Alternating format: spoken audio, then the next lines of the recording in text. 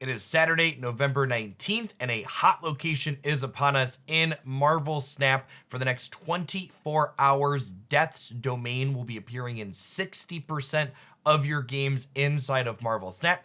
Today, we're going to take a look at my top 5 cards that are fantastic into the domain of death, starting with a card that loves to get blown up, and that is Bucky Barnes. Simply a 2 energy, 6 power card. When this gets blown up, it leaves behind that Winter Soldier with 6 points of stats. Fantastic card to be playing out into Death's Domain.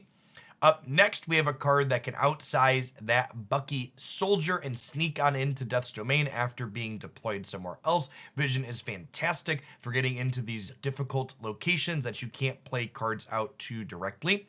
Speaking of getting into difficult locations, our next card in first pool 3 card for Death's Domain is Dr. Doom. Makes 5 power Doombots at each other location. The way these are added to those locations, they do not count as being played out, so they survive where Death's Domain would normally blow up cards being played out into it.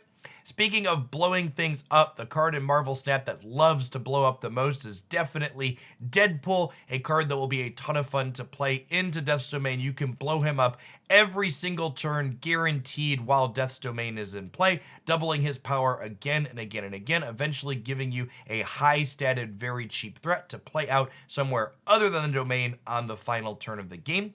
Speaking of things that are final, the 5th and final recommendation for Death's Domain today is definitely Electro. Very powerful on-reveal effect. Gives you +1 max energy, but then normally has a detrimental ongoing effect, limiting you to only play 1 card per turn. If you play Electro into Death's Domain, he flips up, we get that extra energy from his on-reveal, and then he is sent to the Netherrealm, being removed to the board.